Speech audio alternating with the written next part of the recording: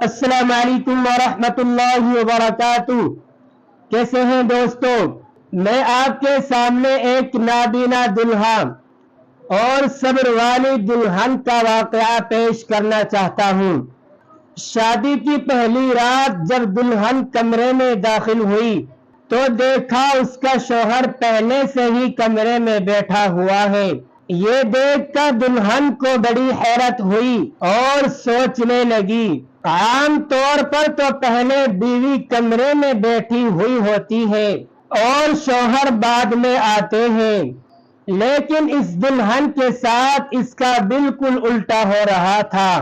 دلہن کے لیے یہ کوئی حیرت سے کم بات نہیں تھی۔ وہ سوچ رہی تھی کہ ایسا بھلا کیوں ہوا، پر دلہن کی سمجھ میں کچھ بھی نہیں آ رہا تھا۔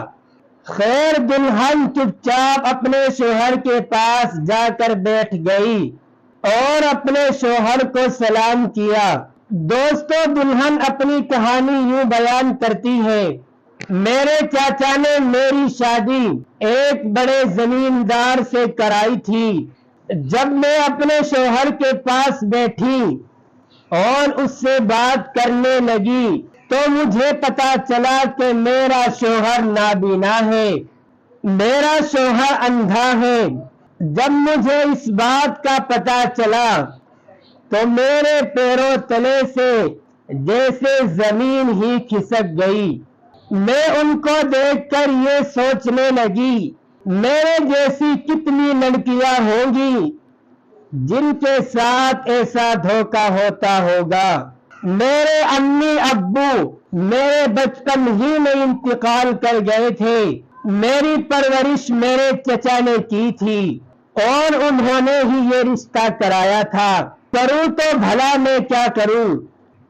میں ایک اندھے آدمی کے ساتھ اپنی پوری زندگی کیسے بسر کر سکتی ہوں؟ اب میں کچھ کر بھی نہیں سکتی تھی۔ مجھے بچپن میں میری ماں کہا کرتی تھی، میری بیٹی کی شادی ایک راجکمار سے ہوگی، اور آج جو میرے ساتھ ہوا اس کو میرے علاوہ اور میرے رب کے علاوہ کوئی نہیں سمجھ سکتا تھا۔ میں نے اپنے اندھے شوہر کی طرف دیکھا، دیکھنے میں وہ بالکل خوبصورت اور زمیندار کی طرح نظر آتے تھے۔ میں نے اپنے ہاتھوں کو اٹھایا اور اپنے شوہر کے ہاتھوں کو عزت کی خاطر چوما۔ میرے شوہر نے کہا، میرے ہاتھوں کو بوسہ دے کر اپنے آپ کو چھوٹا مت کرو۔ ان کی یہ بات سن کر مجھے ایسا لگا جیسے میرا من سکون سے بھر گیا ہو۔ میرے شوہر نے کہا، ایک بات ہمیشہ یاد رکھنا، تم میری بیوی ہو اور اس گھر کی مالکن۔ میں نہیں جانتا کہ تم خوبصورت ہو یا نہیں، میں یہ بھی نہیں جانتا کہ میں کبھی تمہیں دیکھ پاؤں گا یا نہیں، اور یہ سب کچھ جانتے ہوئے بھی تم میری بیوی بن کر اس گھر میں آئی ہو، اس لیے میں دل سے تمہارا شکریہ ادا کرتا ہوں۔ میں چپ چاپ ان کی باتیں سن رہی تھی۔ مجھے ایسا لگ رہا تھا جیسے وہ کچھ تلاش کر رہے ہوں۔ میں نے ان سے کہا، آپ کو کچھ چاہیے؟ انہوں نے کہا، مجھے تھوڑا سا پانی چاہیے، کیا تم مجھے تھوڑا سا پانی لا کر دے سکتی ہو؟ میں نے ان کو پانی کا ایک گلاس لا کر دیا۔ انہوں نے تھوڑا سا پانی پیا اور کہا، بہت رات ہو گئی ہے، اب سو جاؤ۔ اسی وقت میرے کانوں میں ایک آواز آئی جیسے کوئی بچی کمرے کے باہر چلا رہی ہو، مجھے اپنے ابو کے پاس جانا ہے، مجھے اپنے ابو کے پاس جانا ہے۔ یہ آواز سن کر میں چونک گئی۔ میں ابو کے پاس جاؤں گی، ابو کے پاس جاؤں گی۔ یہ سنتے ہی میرے شوہر بستر سے اٹھے اور دیوار سے چمٹتے ہوئے آہستہ آہستہ گیٹ پر پہنچے اور دروازہ کھولا۔ دروازہ کھلتے ہی ایک چھوٹی سی پیاری سی بچی اپنے ابو کی گود میں کود پڑی اور بچی بولی، ابو میں آپ کے پاس ہی سوؤں گی۔ میں آپ کے بنا نہیں رہ سکتی۔ یہ دیکھ کر دلہن سوچنے لگی میرا شوہر صرف اندھا نہیں بلکہ پہلے سے شادی شدہ بھی ہے۔ وہ لڑکی کو لے کر میرے پاس آئے اور کہا یہ میری اکلوتی بیٹی ہے عائشہ۔ بچی کو دیکھ کر ایسا لگ رہا تھا مانو کوئی پری ہو۔ میرے شوہر نے اس پیاری بچی کو کہا کہ بیٹی آج سے تمہاری یہ امی ہے، اور بیٹی باپ کی گود سے اتر کر میری گود میں آ گئی، اور میری گود میں تھوڑی ہی دیر کے بعد وہ سو گئی۔ بچی کو گود میں سلا کر ایسا لگ رہا تھا جیسے دنیا کی تمام خوشیاں مل گئی ہوں۔ میرے شوہر نے کہا میں آپ کا کس دل سے شکریہ ادا کروں، واقعی آپ خوبصورت ہونے کے ساتھ ساتھ خوبصیرت بھی ہیں۔ باپ اور بیٹی اپنے بستر پر لیٹ کر سو گئے۔ باپ اور بیٹی کے سو جانے کے بعد وہ دلہن مصلی بچھا کر اپنے ہاتھوں کو اٹھا کر اللہ کی بارگاہ میں عرض کرنے لگی اے میرے کریم رب، جس حال میں بھی تو نے مجھے رکھا ہے، جو کچھ بھی تو نے مجھے دیا ہے، یقیناً اس میں میری کوئی تو بھلائی ہوگی۔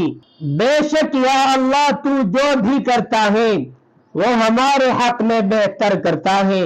وہ دلہن رو رو کر اللہ کی بارگاہ میں دعائیں مانگ رہی تھی، یہاں تک کہ مصلی پر اس کی آنکھ لگ جاتی ہے۔ میں آپ کو بتا دوں ہمارے معاشرے میں بہت سی بیٹیاں ایسی ہیں ان کے ساتھ اس طرح کے معاملات ہو جاتے ہیں، اس طرح کے واقعات پیش آ جاتے ہیں، لیکن وہ خاموش رہ کر سب کچھ برداشت کر لیتی ہیں۔